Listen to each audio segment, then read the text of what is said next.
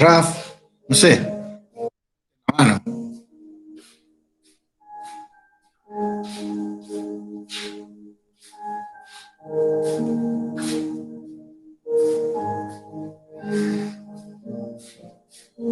Aunque esté en estado de escorzo y torso y fragmento,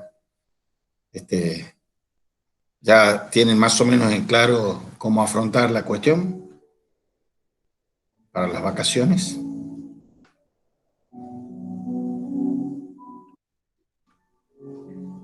Yo, profe, estoy, bueno, más o menos como en la introducción que le mandé hace un tiempo. Sí. Eh, Repetila y contanos. bueno, básicamente de lo que trata mi trabajo es, viendo a Dante Alighieri y a Pico de la Mirándola, tratar de ver la mirada del libre albedrío de los dos, o sea, la idea del libre albedrío que tienen los dos del libre albedrío, y en una segunda instancia, digamos, ver las implicancias éticas que tengan para la vida. Y usted me decía en una segunda, no sé qué, hay como una música rara sonando de fondo. Sí, pará, que ya lo voy a cortar. Sí. Está cortada.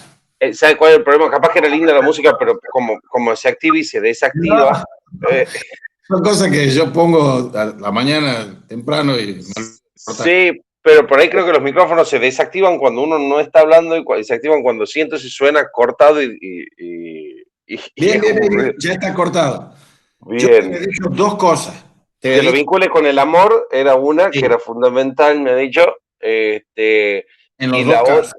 Sí. que claro, que en los dos casos, que creo que ahí, o sea, yo al amor creo que lo tengo un poco más claro en Dante que en Pico, pero bueno, quizá también porque lo vengo viendo más a Dante en este último tiempo y tengo más claro el libre albedrío en Pico que en Dante, digamos. ¿Cuál era la otra observación que me había hecho? Me había dado Precisamente un que texto para leer. la palabra libre, el sintagma libre albedrío es, por decir poco, polisémico. Porque Ajá. en San Agustín, te decía yo, hay una distinción entre la libertad mayor y la libertad menor. Uh-huh. Si yo digo que tengo libre albedrío, es que yo puedo elegir entre el bien y el mal. Si yo digo que soy libre, porque he sido creado libre, es ubi spiritus ibi libertas, dice el Evangelio, allí donde está el espíritu está la libertad. No soy libre de elegir entre el bien y el mal. La libertad mayor es elegir amar el bien, no entre el bien y el mal. Entonces, decir libre albedrío es eso. Vamos a la segunda parte de la cuestión. Justo ayer escuchaba, perdón, esa clase de tela que usted hablaba del pose pecar, digamos, del poder Exactamente. de pecar. Poder no Justo, pecar, no poder pecar, etcétera. sí, sí, que hemos visto bastante también en medieval, digamos, así que hay bastante para repasar de ahí. Claro, claro. El tema central es que el activo que tiene Pico de la Mirándola es que es un antecedente de todo el existencialismo en general y incluido lo del proyecto existencial de Sartre. Hay dicho en forma de chiste, de graffiti, la frase que dice, to do is, to be is to do, firmado Sócrates. To do is to be, firmado Sartre. To be do be do, firmado Frank Sinatra. El asunto es que si el ser condiciona mi hacer, mi obrar, o mi obrar me hace ser. El primero en la historia de la filosofía, digo el primero para hacerlo hiperbólicamente, es el señor Pico de la Mirándola, porque es el que dice, nosotros somos esos seres inciertos que no estamos determinados por nada, como están todos los animales, las piedras, las plantas. Entonces, esa capacidad de decisión es fundamental. Y eso llega hasta Heidegger, por ejemplo, y hasta Sartre, siguiéndolo a Heidegger, el decisionismo.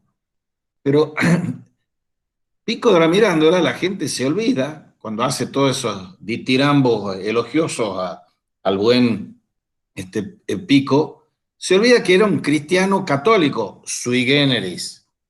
Y que, como cristiano católico, él no era Dios, ni se creía Dios. En cambio, para Sartre, vos tenés que, vengo de la noche de la nada y voy a la noche de la otra nada, y en el medio tengo el fogonazo de la libertad. Entonces, decir libre albedrío en Pico y desgajarlo de una cuestión que para Pico es fundamental, la cuestión sobrenatural y la cuestión de la gracia y la cuestión del pecado. Por más que sea muy sui generis, es un hombre que cree eso. Yo puedo compartir o no compartir lo que él piensa, pero no lo puedo hacer que no piense y no crea lo que cree. Entonces, es un trabajo hermoso, una idea muy linda, pero te tenés que meter en esas aguas profundas que no podés desligar el amor de la libertad del amor. Si no hay libertad, no hay amor. Y si el amor es la expresión de la libertad, y a nadie lo pueden obligar a que lo quieran. Nadie puede obligar a que lo amen. Esa es una cuestión que, como la fe y como la esperanza, solo se pueden hacer queriéndolas. Muchas cosas se pueden hacer sin querer, dice San Agustín, pero creer solo queriendo. Y la fe, la esperanza y la caridad implican un compromiso existencial de mi volo, mi quiero. Entonces, el quiero no es un quiero que yo quiero lo que se me da la gana. Hacer lo que se me da la gana no es la ley del amor. Hay una sola ley que da el Dios judeo-cristiano y que es obedecer los mandatos de Dios y que mi voluntad se haga nada, como dice Nicolás de Cusa, para que la voluntad de Dios, como se reza en el Padre Nuestro, se cumpla. Hágase en mí tu voluntad y no la mía, Padre, dice Cristo. Entonces, meterte en el problema, está muy bien que te metas en la cuestión del libre albedrío, es meterte también en la cuestión de la libertad, la cuestión del amor, la cuestión del pecado, la cuestión de la gracia. No son temas menores, están en el corazón de lo tuyo. Ezequiel, vos tenés para exponer, bueno, después seguimos. Una consultita antes que lo deje pasar. Cuando me dice que sobre Pico, porque todos los temas que dice sí me suenan porque más o menos van junto con el hilo conductor del economismo medieval y trató muchas cosas de ustedes en las clases en general de Dante. De Pico, cuando me dice tengo que ver la gracia, el pecado y lo sobrenatural, ¿a qué refiere con lo sobrenatural? La sobrenaturaleza está en Tomás de Aquino.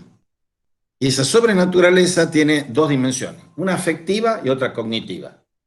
La afectiva es que los hombres no somos solo libertad, sola libertas, y no somos solo gracia. Las posiciones extremas han hecho la sola gracia, como Lutero y los otros sobrenaturalistas, y del otro lado, en el otro extremo, la sola libertas, como los pelagianos. Pelagio, Rousseau, Hegel, todos ellos son sola libertas, porque están hipostasiando, hipertrofiando la libertad, como si fuese una libertad divina. La posición intermedia, que está en Tomás de Aquino y está en todos ellos, y está también sutilmente por toda la maroma que tiene el pobre Pico, quiere juntar el islamismo, el judaísmo, el cristianismo, Hermes Trismegisto, la magia, la alquimia, todo eso está juntando Pico. Entonces, vos juntás, a veces, cuando juntas todo eso, y sí, te da una arquitectura hermosa, pero ¿qué pasa si juntás a Avicena y Averroes por un lado y Tomás de Aquino por otro? Hay muchas cosas que se solapan, pero hay cosas que difieren abismalmente. Precisamente la cuestión del necesitarismo. Averroes comenta a Aristóteles, pero Aristóteles es de la ananqué, es de la necesidad. Y la libertad en los griegos no es lo mismo que la libertad en los judeocristianos. Hemos hecho, qué sé yo, 2 meses, 3 meses de introducción de Atenas a Jerusalén. Ahí hay montones de cosas. También vaya una referencia colateral a Ricardo Vidal, cuando hemos visto el tema de la teología de los primeros filósofos griegos, hemos visto el otro de Jäger de la paideia griega y el cristianismo primitivo, están haciendo sentando las bases de lo que va a ser después Dionisio Areopagita. Pero volvamos a los árabes. Los árabes, como el gran árabe que es Hegel, son necesitaristas en nombre de la libertad. Y el necesitarismo es lo que está metiendo la libertad en un cepo de necesitarismo. Y eso es Avicena, y eso es Averroes. Entonces, cuando uno ve, y perdón que pongo un ejemplo de mal gusto, cuando uno ve esa extrema minoría asesina del fundamentalismo islámico, no está viendo que el Islam, en su inmensa mayoría, no es eso. Pero esos son una interpretación ad pedis literam del necesitarismo arábigo, que está en consonancia con el necesitarismo griego. Ahora, de todo esto, tesis y antítesis, se pueden sacar contraposiciones. Uno de los que fue y que enseñó en Tucumán y uno de los maestros totales que salió al cruce de esas interpretaciones tópicas que vienen de la metafísica cristiana se llama Rodolfo Mundolfo. Y él habló de la cuestión del infinito y habló de la cuestión de la libertad desmarcándose de esto. O sea, yo no te estoy diciendo que sigas una interpretación, estoy diciendo que las consideres. Cuando te metes en eso, en Pico, te tenés que meter en lo que él se ha metido. Y él no está metida con manoletes, con manualcitos de segunda. Veía las fuentes y las veía en caldeo, en hebreo, en griego, en latín. Bueno, y nosotros estamos como grandes victorias sindicales estudiantiles. Cuando yo iba a la facultad, hemos logrado eliminar latín y griego de las carreras de filosofía. Cuando uno entra primer año de filosofía en Alemania, tiene como 7 años de latín y 6 años de griego. Y bueno, y nosotros vamos leyendo de manualcito y nos conformamos con eso. Por eso te digo, cuando te hablo de sobrenaturaleza, te estoy hablando de un tipo que dice, la gracia supone y perfecciona la naturaleza, como Tomás de Aquino. Vamos al polo cognoscitivo. En el polo cognoscitivo tenés en el extremo sobrenaturalista la sola fides, que también está en Lutero, por decirlo al paso. Y del otro lado es la sola ratio, la razón sola.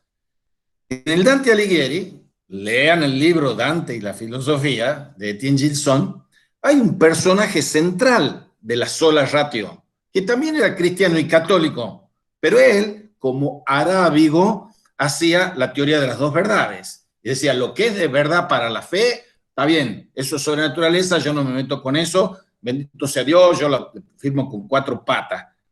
Pero para la filosofía, que la ciencia es la sola ratio. Sigerio de Brabante.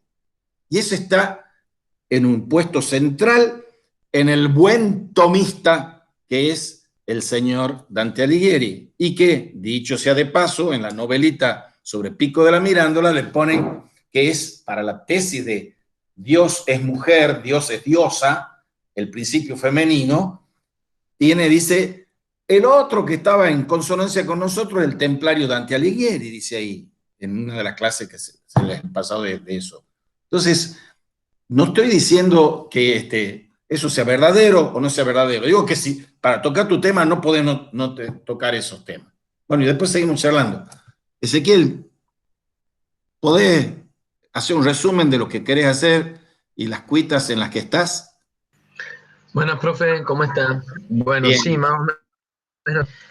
Más o menos igual en el abstract que le he mandado ahí en la monografía, más o menos está a qué se refiere. Mi idea era establecer... Por favor, mandámelo de nuevo porque yo no sé, no sé qué es lo que me han mandado aquí, así que todos me mandan de nuevo para que... Ayer yo le mandé un WhatsApp diciéndole que le iba a mandar nuevamente el texto y se lo mandé yo por mail. busqué en los correos y no encontré el tuyo. rruiz@gmail.com. Sí, le he copiado la dirección tal cual. Bueno, sé que lo voy a revisar el mail ahora mismo para ver si se envió. No importa. Pero bueno, ahora decímelo oralmente. Bueno, la idea era trabajar de forma genérica, bueno, de forma general, la paradoja dentro de los dos autores, digamos. usted en una de sus clases más o menos da cuenta de estas ambigüedades que se van presentando a lo largo de los textos. Entonces, más que nada, mi idea era tratar de introducirlo no como algo tan opuesto como la dialéctica, en un sentido no tan tesis-antítesis, sino en un sentido de opuestos funcionales, como Heráclito, ¿no? En cierta forma, entre Dante y Pico, más allá de los años que hay de diferencia entre el uno y el otro. Mi idea era buscar similitudes y oposiciones que más o menos establezcan una relación entre ambos. Primero yo lo hago lo primero que hago en mi introducción, donde en la introducción hablo más o menos de lo que es el Renacimiento en general, en lo que tiene que ver con su relación con la magia, con la alquimia y con todo lo que tiene que ver con, bueno, todo el contexto renacentista y lo que deriva del aristotelismo y de la Edad Media. Después, el siguiente título que yo utilizo se llama La religión, la política y la libertad, que ahí yo lo que trato de hacer es ya recontextualizar, pero ahora apuntar directamente a lo que plantea Dante y lo que plantea Pico respecto específicamente a las posturas religiosas en su carácter cristiano que tiene Dante y que tiene Pico, y a su vez en el carácter herético, por decirlo así, que tienen ambos. En qué postura ellos están de acuerdo con el cristianismo y en qué postura ellos en cierta forma se oponen. Yo lo marco también con esta secta de lo del amor, que es lo que planteaba usted en las clases, como lo hace Dante, y en el intento que hace Pico de tratar de unir a todas las religiones, junto con la alquimia, junto con la magia, junto con Hermes. Y la perspectiva que ambos tienen, la influencia que ambos tienen con ese pensamiento en la política de ese momento, y su pensamiento sobre la libertad, que es bastante específico. Terminando eso, todo esto lo he hecho de manera bastante más sintética de lo que lo estoy diciendo ahora, que parece que estoy abarcando muchísimo más. El título que sigue se llama La ficción y la mística, que ahí es donde yo trato de abarcar un poco el sobrenaturalismo, las metáforas que comienzan a utilizar ya los autores, porque mi idea central es terminar el texto como, digamos, el hilo conductor de todo el texto es marcar el uso lírico y metafórico que ambos autores hacen, porque si bien el Dante es bastante específico en este uso de alegórico y metafórico, Pico es también bastante lírico para escribir y tiene bastante simbología, y eso lo vemos mucho en el discurso que él hace antes de las tesis. Entonces, lo que me faltaría, que lo que yo voy bien trabajando ahora, es el comienzo de la parte esta de la ficción y mística, donde hago una oposición entre la imaginación, que es algo que ambos plantean en un sentido ficcionario, y la mística, que ellos plantean en un sentido real, que con esto de que ahora en este momento, que uno de los dos decía, en este momento no me estoy acordando cuál de los dos, que realizar la realidad consistía más en lo imaginario que en lo que es realmente real. Bueno, mi idea es trabajar esa oposición en este penúltimo título y cerrar con la dignidad y el amor, que son los dos temas fundamentales de ambos autores. Y en base a eso establecer, bueno, la conclusión. Bien. Está muy bueno. Ahora te voy a dar unas cuantas apuntes. No sé por qué está reverberando. Es mi micrófono, ya lo apago. Mira, le vamos a pedir a que está aquí y hace de servicio de ciber hacker y todas esas cosas, junto con Ricardo Vidal, que te manden varias clases que hemos dado en Filosofía de la Historia sobre el tema de la metáfora del mito de la ficción. Hay 3 hermenéuticas distintas que hemos desplegado ahí y te pueden venir muy bien para fortalecer esto. El primero es Gian Battista Vico con La ciencia nueva, que habla de los universales fantásticos. El segundo es uno que seguro que lee y conoce poco, pero es muy importante y hay muchas cosas traducidas de él. Es un alemán que se llama Hans Blumenberg, que es una hermenéutica escéptica, extraordinaria. Tiene un trabajo inicial que se llama la metaforología, sobre el logos de la metáfora, otro trabajo sobre el mito, filosofía y mito, etc. Pero además, en la línea de lo que estás vos, y precisamente en el Renacimiento, también César ha conseguido, y es muy bueno que todos ustedes lo lean, la tesis doctoral de Silvia Mañavaca, que es sobre Pico de la Mirandola, y otro que es un libro editado en México, que creo que está en PDF, no está en papel, no sé si está en papel, que es Viaje al Renacimiento. Esas son las cosas que se me ocurren así al toque. Está bien interesante los planteos que haces, son bien complejos. Después vamos a charlar y charlen en privado con Fabián, con César, conmigo. Yo le voy a mandar una preceptiva metodológica de cómo organizar la monografía en tipo de letra, tipo de interlineado, cantidad de páginas, etcétera, etcétera. Porque ustedes tienen que dejar dormir al monstruo, como dice Jean Guitton. Ustedes tienen un acopio de material que desborda luengamente todos los cálculos de hacer algo sintético y ceñido. Entonces tienen que hacerlo, primero tratar de hacerlo en gordo, en grande, y después ir recortándolo. Entonces vos te has metido con 3 problemones, digamos, extraordinariamente significativos, y tenés que empezar a podar después en la parte expositiva. Yo les he dicho, se lo vuelvo a repetir brevemente, uno tiene frente a su hoja en blanco, tiene que ordenar cómo se organiza el escrito, en qué cronograma lo hago y qué pasos tengo que dar en la investigación. Los pasos de la investigación es, primer momento, el momento temático, que ponen el tema y el subtema. Y el tema es amplio y el subtema es específico. Es lo que llamaban el objeto material y el objeto formal los escolásticos. Es el tema y el subtema. El segundo momento es el momento hipotético o interrogativo. Una cosa es la hipótesis, el supuesto, la conjetura, que ustedes se plantean antes de realizar el camino, y la otra cosa es la pregunta, una pregunta directriz. Y entonces ustedes tienen que formular en el abstract esa hipótesis o esa pregunta. Ese es el segundo momento, hipotético o interrogativo. El tercer momento es el momento heurístico.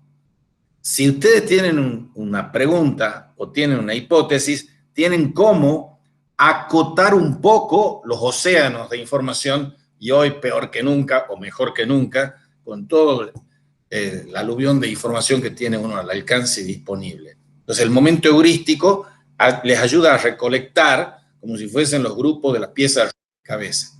Después viene, gracias Ezequiel, después viene el momento crítico. Tienen que discernir, criticar. Crinein, crítica, es juzgar. Juzgar es juzgar positiva o negativamente. Entonces ustedes tienen que sopesar, pesar, discernir de esos elementos cuáles les sirven en función de la hipótesis. Después de lo crítico viene el momento hermenéutico. El momento hermenéutico es la interpretación que hacen ustedes en vistas a último momento, el momento expositivo. Entonces ahí tienen una forma de momentos de investigación. Vamos a la forma de la organización del escrito. Esto no es vinculante ni obligatorio que lo hagan así, pero es importante que tengan un esquema que le dé inteligibilidad, razonabilidad al escrito. En la organización del escrito, de la exposición, ustedes empiezan con la hoja de presentación.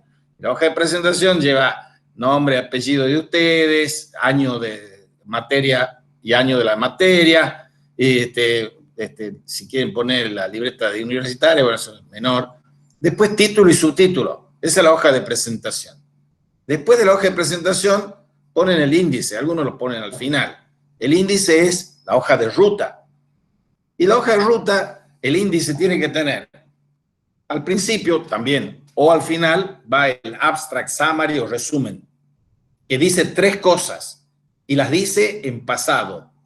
He hecho tal cosa la cuestión temática, una frasecita, lo he hecho de tal manera, por tal camino, la cuestión metodológica, y he llegado a tal resultado, la parte conclusiva.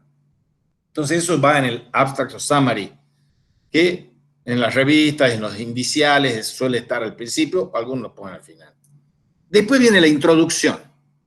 La introducción no se escribe en pasado, sino se escribe en futuro.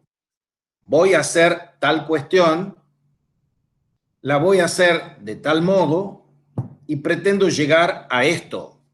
Esa es la hoja de ruta ya introductoria. Y después, ¿qué tienen? El desarrollo. ¿Y qué es el desarrollo? Lo que han venido haciendo en los prácticos. Los argumentos y contraargumentos, los ejemplos y contraejemplos para validar la hipótesis o para responder la pregunta. Entonces tienen ahí la tesis y la antítesis en el cuerpo del desarrollo. Y después, ¿qué viene? La conclusión. Y la conclusión en los trabajos prácticos era la posición personal. Después que han expuesto con ecuanimidad, lucidez y todo lo que tienen que exponer, defendiendo a capa y espada ya la tesis, ya la antítesis, ahí ya ponen la interpretación conclusiva de ustedes, que no necesariamente va a contestar o confirmar la hipótesis y no necesariamente va a responder la pregunta, porque una inmensa masa de los trabajos científicos y filosóficos son, dichos sin eufemismos, un fracaso. Eso es para que no tengan miedo. Son un fracaso significa que yo me lanzo a una pregunta que me excede a mí infinitamente, pero yo no puedo sino plantearme esas cosas que son infinitas y misteriosas y qué sé yo. ¿Y qué servicio estoy prestando yo con mi fracaso a los que vienen detrás? Que los que vienen detrás ponen, por ejemplo, en el Google Pico de la Mirándola y entonces dentro de los 400 títulos que aparece, puede aparecer la monografía de ustedes. Si ponen, por ejemplo, Dante y Pico, en vez de 400 van a aparecer 40, supongamos, no sé la cifra, pero puede aparecer su trabajo. Entonces, el que está frente al Google haciendo la requisa, necesita saber si le va a interesar o no bajarlo al documento ese. ¿Y cómo se puede orientar para bajarlo? Leyendo el abstract. Porque dice, es el tema que a mí me interesa, es un método interesante para mí, y la conclusión, aunque sea un fracaso, me sirve. Entonces, todos somos, fuimos y seremos enanos en hombros de gigantes. Los gigantes son los gigantescos fracasos que hay atrás nuestro. Entonces, la tesina de ustedes o la monografía de ustedes, poniéndolo con toda la humildad y dignidad que tienen, son cosas así pequeñitas, no es una maestría, no es una tesis de doctorado, es una materia que tienen que pasar el trámite para aprobar y ya está. Entonces, la cuestión metodológica es fundamental. Cuando van a la conclusión, las conclusiones no son sacar conejos de la galera. La conclusión es desplegar lo que es sopesado de los pros y los contras. Lean la estructura del método aplicado en la Suma Teológica. Lean un librito del señor Joseph Pieper, que es sobre filosofía medieval, no el de filosofía negativa, es filosofía del mundo moderno, en que él habla de la estructura de la Suma Teológica.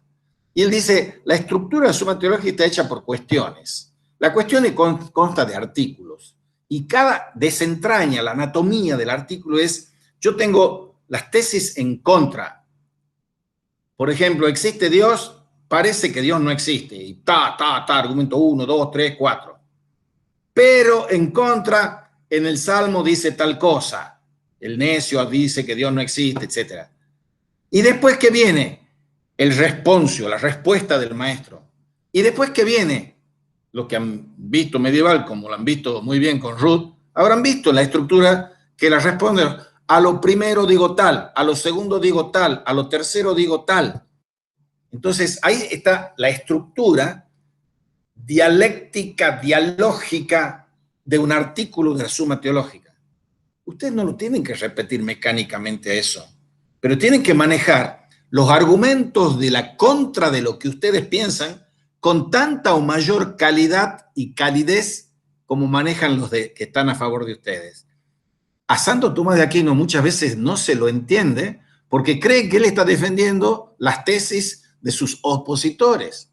Es que así hay que obrar con ética intelectual, honestidad intelectual, tomando la mayor fortaleza del argumento del opositor y ver si la puedo contestar. Y Santo Tomás es suficientemente inteligente para decir a los terceros le digo tal cosa, sin embargo, terminan en la respuesta concediéndole el argumento del objetor. O sea, ustedes tienen que practicar una gimnasia de argumentativa en la que lo dialéctico y dialógico se entremezclan. No es un forceps mecánico de cómo se argumenta. Entonces tienen ahí la exposición. Y esa es la otra cuestión. La exposición implica una narratividad. Tienen que aprender a escribir. Aprender a escribir, y ustedes están ejercitándose y van a seguir ejercitándose toda la vida. La narratividad y la discursividad es algo que también implica lo dialógico. Y la filosofía es narrativa. Ese buen señor Franz Rosenzweig, que escribe La estrella de la redención, toma como referencia filosófica más que a Fichte y a Schelling, porque dice, esa es la filosofía de la narratividad, y esa es la filosofía de la revelación, y es la filosofía de la mitología.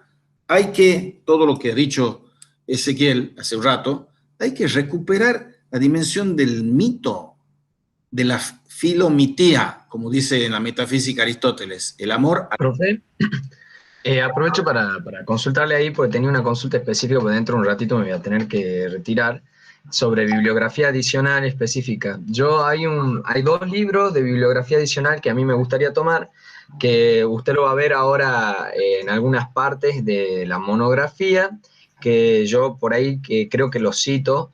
Hay uno que me parece que todavía no está la cita ahí, porque todavía lo estoy armando la redacción, uno es el Mito y Rito, que es el del profe, ahora no me va a salir el apellido, que se jubiló el año pasado, que estaba Nader.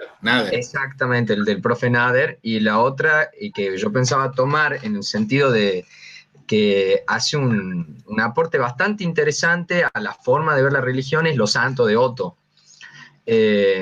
Mi idea era tomar esos 2 como contribución específica a la caracterización del mito y en lo que tiene que ver a la caracterización de la mística y el sentimiento religioso para plantear la perspectiva que tiene Dante y Pico. Yo sé que son dos libros que no están específicamente en la bibliografía que nosotros estamos marcando. Ahí me pasó el profe César las clases que usted marcaba de filo de la historia y el texto que decía, la tesis que también decía usted para agarrarme de eso también. Pero mi consulta específicamente era si podemos tomar bibliografía adicional de otros autores como complemento, como ser el caso. Por supuesto, y te doy otra, anterior a Nader y a mí. El primer doctor en filosofía de la UNT se llama Víctor Masú. Hizo una tesis doctoral sobre Nietzsche y tiene un Mito y Rito, un libro de hace un montón de décadas. Entonces busca Víctor Masú, los libros de Víctor Masú, de filosofía de la religión, que tiene todo eso y otras cosas más. Nihilismo y experiencia extrema es otro libro de Víctor Masú.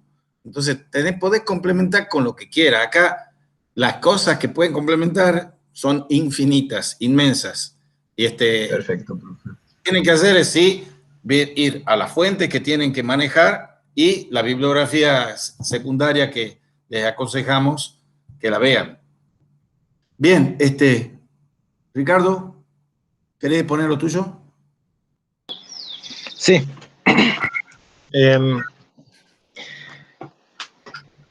Bueno, el trabajo mío surgió un poco conversando con Fabián, porque me interesaba hacer alguna conexión entre Eckhart y Nicolás de Cusa, sobre todo en la parte de lo que es el conocimiento, la parte nociológica. Y de ahí surgió la idea de trabajar un poco sobre la teología negativa o teología apofática. Bueno, y con respecto a eso, veo que sería muy fructífero involucrar también la figura del pseudo Dionisio, que concentra de alguna forma toda una tradición de teología apofática anterior a él, y es de alguna forma de quien lo recibe Eckhart, así como también Cusa los recibe de Eckhart y del pseudo Dionisio. Entonces, en lugar de trabajar dos autores, yo me incliné para trabajar como una especie de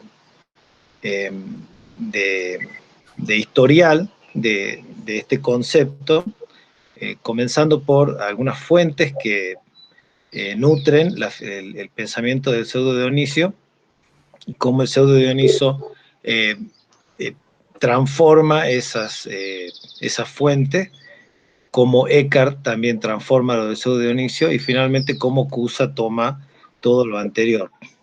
Entonces el eje, en forma interrogativa, sería básicamente cómo nos ayuda la teología negativa a entender, si se puede aplicar tal palabra, o a conocer aquello que es casi por definición incognoscible. Y si llegamos a conocer eso, ¿bajo qué aspectos lo conocemos? ¿Bajo qué limitaciones? Y ¿cuál es el correlato en la acción de ese conocimiento? Por lo tanto, particularmente en la figura de Eckhart y del pseudo Dionisio, eso se va a traducir en una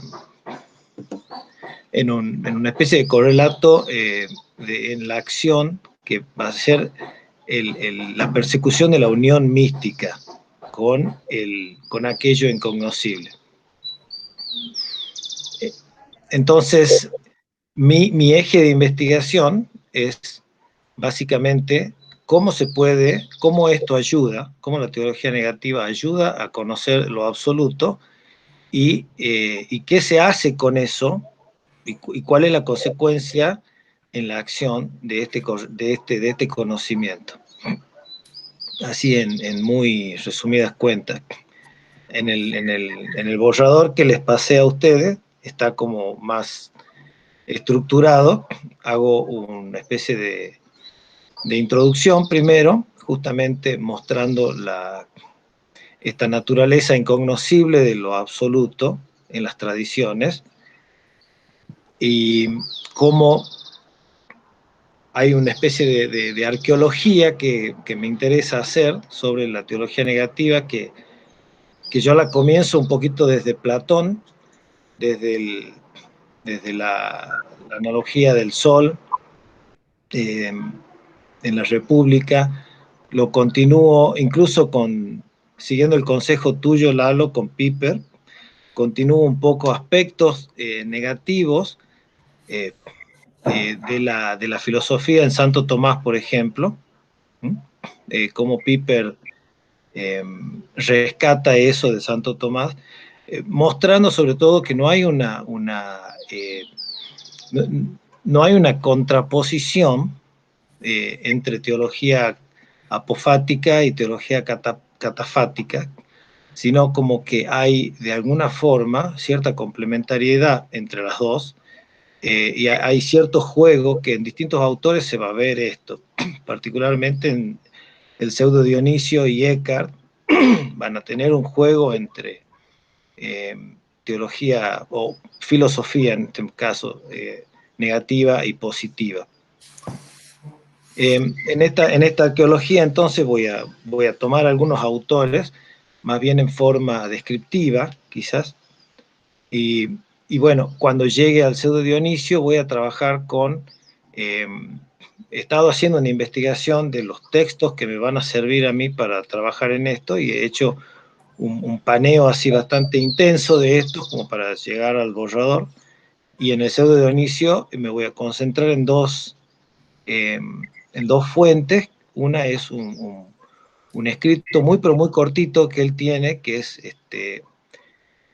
increíblemente denso y a la vez que corto, que se llama Teología Mística. Y al mismo tiempo voy a tomar varias cosas también de otro libro que se llama Los Nombres de Dios. Cuando paso a Eckhart, me voy a concentrar en algunos sermones. Particularmente voy a tomar dos cosas de Eckhart. Voy a tomar eso que él llama el no saber, y voy a tomar después también la parte de la mística de Eckhart como correlato de esta teología negativa o este no saber.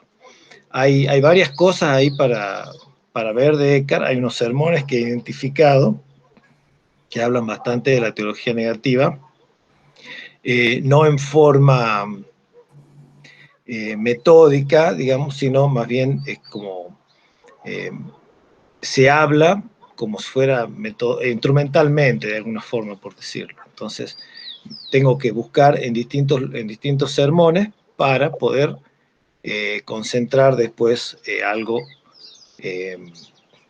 más sustancial.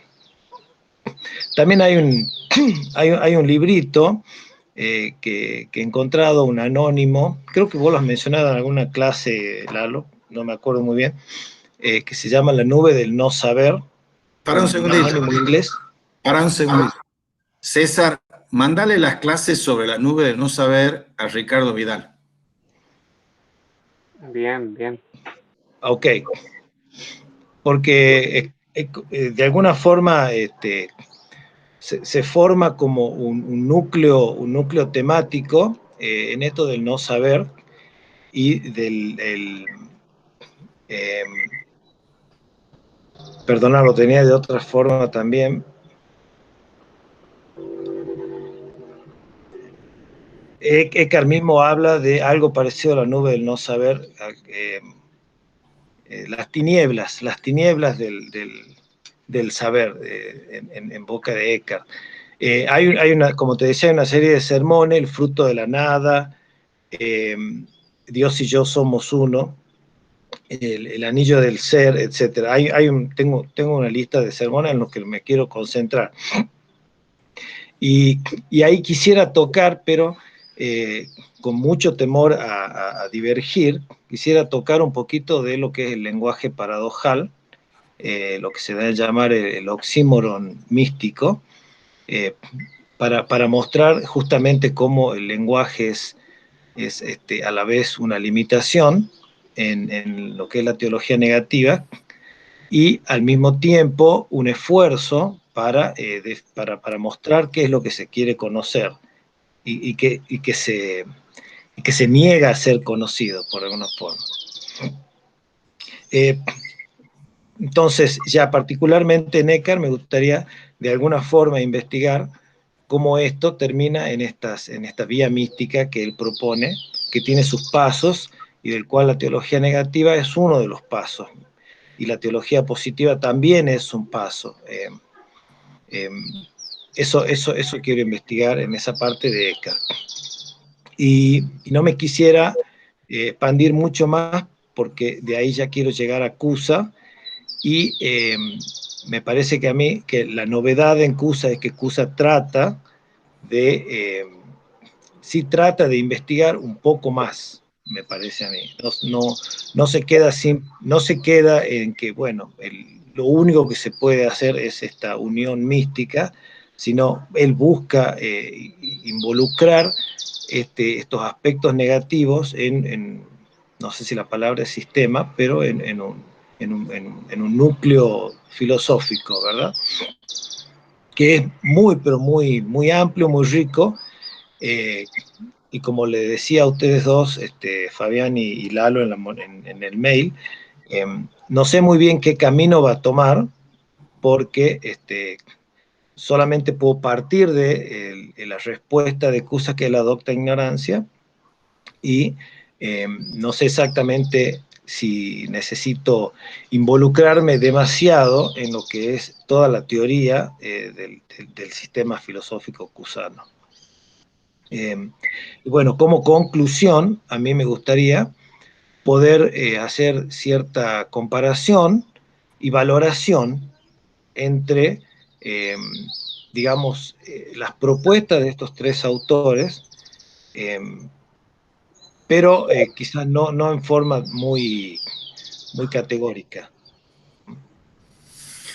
Bien, dos o tres apuntecitos. Primero respecto de Platón. Está tomando el sol y está muy bonito. Toma el sofista.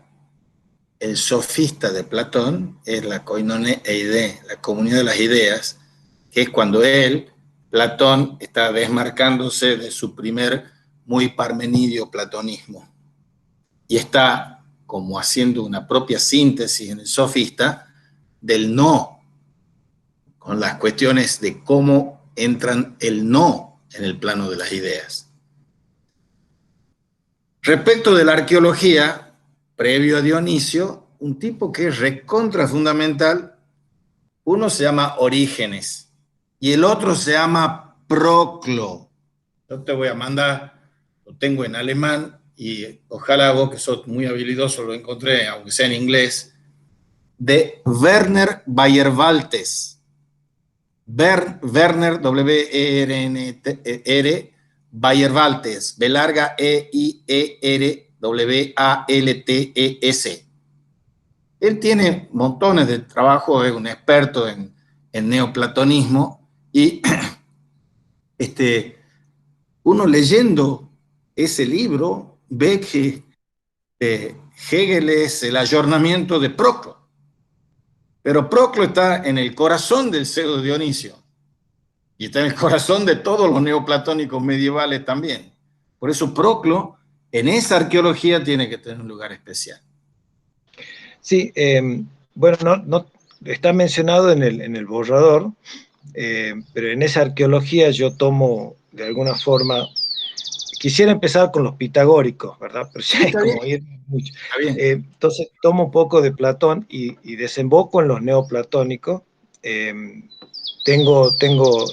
Yo había leído el año pasado mucho de Plotino, entonces rescato cosas de Plotino y vuelvo y condenso eso ya con Proclo. Lo que sí lo pongo, simplemente lo pongo en el borrador, pero no lo desarrollo, es que me gustaría, si me diera un poco, poner alguna referencia a alguno de los padres de los padres de la iglesia antes de pseudo Dionisio, ¿verdad? De los Capadocios, Sí. Entonces, Gregorio de Niza, Damasceno. Entonces, eso porque hay referencias del pseudo Dionisio a ellos, ¿verdad? Sí, sí. Yo te mandaba a decir que repases la clase de los primeros filósofos griegos, de la paideia griega y el cristianismo, porque ahí están todas esas referencias. Pero ya te voy a mandar lo de Proclo, que es Plotino, Proclo, es toda la trinidad esa. Por supuesto, Pitágoras es fundamental, pero también en las primeras clases de la larga introducción estaba la influencia que tiene el Oriente, lo griego, la Mesopotamia, Egipto, etcétera, la India, cómo inciden en las teorías. Eso lo dice muy bien Werner Jäger. Bueno. Me parece bien la selección eso que estás haciendo de los textos de Eckhart y de Nicolás de Cusa. Sí te sugeriría que, aparte de la docta ignorancia, incorpores el possest y el non-aliud, que son las horas de madurez, porque están las cosas que son esas fundacionales y básicas como la docta ignorancia, pero en las otras se madura el pensamiento revolucionario que tiene Nicolás de Cusa, en el possest y en el non-aliud, que están una bella traducción del equipo ese de Buenos Aires, que está hecha y se consigue fácil. Bueno, muy bien. No sé, Mar, ¿tenés alguna idea? ¿Sos Mar o no sos Mar? Sí, perdón. Estoy Sí. habilitando el micrófono. Bueno. Bueno, yo iba a tomar el Dante con la propuesta de la comedia, que después se llama La Divina Comedia. En realidad me gustaba por la idea de desarrollar lo teatral, ¿no? Porque habla de un convivio, pero hay distintos conceptos como de convivio. En teatro se lo ve el convivio aurático que desarrolla Dubati, y me parecía que el convivio semiótico que también Agamben toma, podríamos desarrollar la propuesta que hace el Dante, ¿no? Eso por este lado. Además de que toda la parte de el infierno, él hace un recorrido. ¿Por qué puede recorrerlo? ¿Por qué puede pasar del infierno al purgatorio? ¿Por qué puede hacer ese recorrido cuando en realidad dice el que entra aquí pierde toda esperanza, por ejemplo, ¿no es cierto? Y después también, ¿qué entiende? ¿Por qué, digamos, estas son como preguntas, ¿qué entiende como destino? ¿Por qué esta necesidad de hacer el recorrido por estos tres, no sé si son estadios o instancias que va pasando, que son muy gráficas por otro lado? Yo lo veía, por ejemplo, en el infierno concretamente, que lo he leído, como figuras muy grotescas, y ahí nuevamente lo relacionaba con lo del teatro, lo que les pasaba, lo que les acontece a los personajes, son situaciones como muy grotescas, y bueno, por ahí venía mi entusiasmo con el tema del Dante, la cuestión de más de imágenes, de lo teatral, de esto del acontecimiento aurático que digo. Y cómo en un cambio de época, para relacionarlo con Pico de la Mirándola, cómo en un cambio de época da pie también a los renacentistas, porque el estilo nuevo, la nueva lengua, el tomar algunas cuestiones de los griegos, también da un pie a los renacentistas y a esta propuesta del destino del hombre, que quizás no es, o sea, no es una esencia, que tiene cuál es, digamos, qué es por definición el hombre y el libre albedrío. Esta es la relación que me gustaría hacer con Pico de la Mirándola. Bien. César, por favor, pasale las clases de Jean Guitton de Filosofía de la Historia sobre Historia y Destino. A Mare Mar. Una fuente de lo que vos estás diciendo, muy bien, y linda inspiración, es que leas Nietzsche, El origen de la tragedia. Bien. Además de Nietzsche, que destino se dice de dos maneras muy distintas. Si yo le pongo un adjetivo a tragedia, el adjetivo cristiano, cambia radicalmente la tragedia griega. Cuando vos tenés en Nietzsche el amor fati, el amor fatal, del fato, sí, eso no es destino para el cristiano, eso es sino, S-I-N-O. El sino es la fatalidad. Entonces, introducirte en la cuestión del destino, y ahí el hilo conductor es el hermoso libro de Erich Auerbach que hemos visto largamente. Sí, en él pensaba tomarlo. No, por supuesto. Pero tenés que complementar con las otras cuestiones, porque saltar a Agamben, por ejemplo, que es excelente, de los mejores que hay, acaba de salir una edición en Adrián Hidalgo sobre el tema del arte de Agamben. Agamben es un genio total y un escritor extraordinario. Y conoce, desde contándole las costillas, la teología cristiana, la mística. Y es su fuente de inspiración, jovencito, es Heidegger. Y Heidegger ya es un despiole singular para todas estas cuestiones del tránsito de Atenas a Jerusalén, precisamente. Entonces, la tragedia, así, sin adjetivos, se dice de maneras muy diferentes en el ámbito griego o greco-romano, pero Claro. más griego que en el ámbito cristiano. O sea, no se puede confrontar, hablando de teatro, Shakespeare con Eurípides. Porque ¿qué ha Claro. pasado entre Shakespeare y Eurípides? El cristianismo. Y eso cambia todo el tablero del ajedrez. Por eso es interesante que sigas esa pista y Ajá. en las aguas profundas de las estéticas que hay detrás de cada una de esas cuestiones y las metafísicas que hay detrás de cada una de esas cuestiones. Porque son variables que te van a cambiar el panorama, el escenario te van a cambiar. Ah, perfecto. La Bueno. persona es. Bueno. Entonces me recomendó, perdón, Nietzsche, ¿cómo se llama el libro? Nietzsche, El origen de la tragedia. Bien. Nietzsche, eso es una obra juvenil de él, que está mostrando una ruptura con Sócrates, Platón y Aristóteles. Entonces, ahí de nuevo, Rodolfo Mondolfo es uno de los maestros. Y ya te voy a mandar yo algún artículo sobre esos tópicos de la estética y la metafísica en Hegel mismo. Entonces Nietzsche viene después de Hegel, pero Hegel es la consumación del racionalismo absoluto, entonces tiene su estética, tiene su lógica, tiene su filosofía de la religión, tiene su filosofía de la historia, pero él no se sentía que estaba saliendo del cristianismo, él era un protestante y un luterano y concebía ese principio protestante como fundamental, nieto de pastor protestante que es Nietzsche, y patea el tablero abruptamente.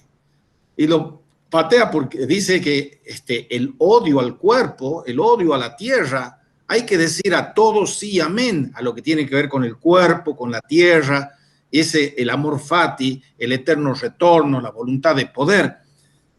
Y él se pone en la vereda del frente de lo que significaba Kant, que lo que significaba Hegel, pero también está desmarcándose de su maestro Schopenhauer. Entonces Nietzsche es un prisma donde uno se tiene que ver reflejado para ver lo que viene después.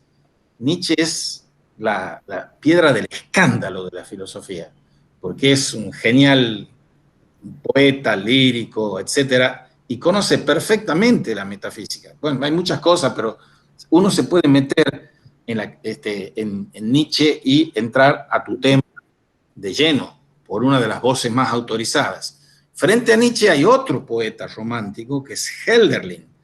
Y entre Nietzsche y Hölderlin son los dos poetas tutelares que tiene Heidegger. Pero Heidegger, que ha escrito 2 volúmenes sobre Nietzsche, lo tiene de poeta de cabecera como poeta de los poetas a Hölderlin, que también ha escrito en esta vena trágica griega. Todos son grecomaníacos y grecofílicos y están por eso firmando como el anticristo Nietzsche y están saliéndose. En cambio, a Hegel le decían, los cristianos, vos sos un panteísta, sos un ateo, y vienen los discípulos de Hegel y hacen un libro y él lo reseña y dice, yo soy el campeón del cristianismo, porque mi filosofía es la filosofía absoluta. En cambio a Nietzsche, pero dice, ¿qué es el cristianismo? Un platonismo para el pueblo. Y Platón es una mala palabra para Nietzsche. Sócrates es una mala palabra. Aristóteles es una mala palabra. La buena palabra son los trágicos griegos. Entonces, para meterte en ese tema, y bendito sea Dios, y Nietzsche y todos los demás que te puedan tutelar para hacerlo, hay que meterse también en esas aguas profundas, de saber qué es la tragedia, qué es el etos, qué es el carácter, qué es el destino. Son palabras polisémicas. Sí, sí, sí. Bueno, esa es la idea. Muy bien. Gracias. ¿Alguno más? ¿Alguna pregunta, algún comentario, alguna duda? Yo, profe, le iba a pedir en relación, a mí me mencionó como muchos temas que tengo que abordar en relación al tema del libre albedrío entre Dante y Pico, pero me gustaría que me diga un par de textos a los cuales recurrir primero, digamos, como para abordar esto. A ver.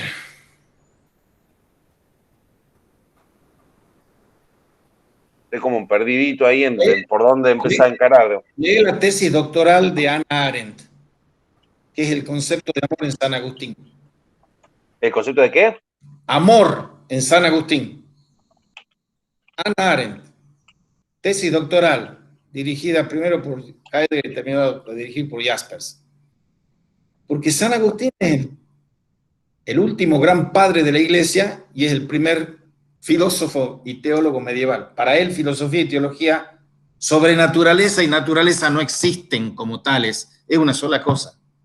El que inventa lo de la sobrenaturaleza y el estatuto epistemológico de la teología se llama Tomás de Aquino. Entonces, una cosa es eso, pero otra cosa es Dante y la filosofía de Etienne Gilson. Lee eso a fondo, porque eso te va a mostrar lo de Sigerio de Brabante, todos los otros, Duns Scoto, Tomás de Aquino, porque todos estos señores son unos genios totales que tienen en su cabeza, por ejemplo, lo que decía Mare Mar, el convivio. ¿Cómo se dice convivio en griego? Simposion. ¿Qué es el simposio o simposion? El diálogo sobre el amor en Platón. ¿Qué hace Marsilio Ficino antes de Pico de la Mirándola? Un diálogo sobre el convivio. O sea, los temas que están tocando ustedes obviamente se entremezclan y se fecundan recíprocamente. Entonces, ¿qué puedo leer yo? Y lee del banquete de Platón al convivio de Ficino, pasando por el compendio filosófico de Dante Alighieri. Lee el compendio. En la obra esa que está hermosa en Gredo, que aparece en la Divina Comedia, está el convivio también. Entonces, son fuentes. Y son fuentes en las que tocan todos los temas esos que ustedes están diciendo. Entonces hay que leer, leer y leer. Sabio consejo de Jaime Echeverry en La tragedia educativa. La tragedia educativa es que no leemos, no leemos y no leemos. Lean. Lean y estudien, porque los temas que les salen a ustedes les salen de las tripas y está bien que sea así. Pero tienen que ver que no es solo tripas. El trabajo, aparte de tripas, aparte de hormonas, es neuronas también. Y a las neuronas hay que cultivarlas leyendo. Y leyendo mucho, no desordenado y cualquier cosa, pero para eso estamos Fabián, César y yo, para ayudarlos en el camino, en medio del camino de la vida, de la monografía. ¿Alguna otra pregunta o duda? Lalo, yo quisiera hacer dos preguntas. Una muy fácil. ¿Hasta cuándo tenemos tiempo de entregar esto? ¿En febrero o marzo? ¿Cuándo es el límite? Yo no sé, capaz que Fabián sabe la fecha de la última mesa, pero tienen que entregarla lo más temprano posible. 20, si pueden ser más de 20 días, mejor, pero límite ultimísimo, 20 días antes de la última mesa, último llamado de marzo de 2021. Al pelo. Ahí nos mandaron el cronograma académico, ya voy a chequear bien y voy a publicar en el blog la fecha. Perfecto. Genial, genial. Fabián, esta pregunta más bien para vos, aprovechando que está Mariano y Marcela, ¿cómo el problemita que tenemos de las inscripciones, que no te aparecen a vos nuestras inscripciones? Nosotros las pedimos fuera de término porque se nos pasó inscribirnos, nos inscribieron, pero bueno, ¿cómo es el problema que tenés vos que no nos ves? Tengo entendido que a ustedes les han respondido ya que están inscriptos. Sí, y de hecho nos aparecemos inscriptos en nuestros propios CIUD. Entonces ustedes no se hagan problema. El problema en todo caso es mío, que no los veo desde mi perfil como docente. Fabián, perdón, ahí sí. Sabes que yo te decía que tuve este mismo problema con la regularidad de política. Ajá. Y al final, después de haber, porque ahora ya no está la gente con la que consulté, digamos, pero antes estaban activos, y después de un par de chats, Lola se fijó en otro lugar, en otro apartado, no sé si en el CIUD, la verdad ya esa parte no conozco muy bien cómo funciona de la parte de los profesores, pero ella lo solucionó, digamos, nosotros fuimos inscritos por una planilla aparte, me decía la gente, y es evidentemente en otro lugar donde uno se fija, no sé ni siquiera cuál es el lugar en el que inicialmente se fijan, pero Después, Bueno. Lola, no sé si De querés... todas maneras, no Lola. es un problema porque, digamos, todavía no cargo la promocionalidad. O sea, voy a cargar la promocionalidad una vez que ustedes aprueben la monografía. Así que no hay ningún problema. Lo retomo yo a este tema en febrero, marzo del año que viene. Perfecto. Muchas gracias. Gracias. Quedamos en contacto en forma personal con los tres y nos hacen las preguntas y eventualmente si quieren presencial, nos encontramos presencialmente también. O sea, en enero no. Bueno.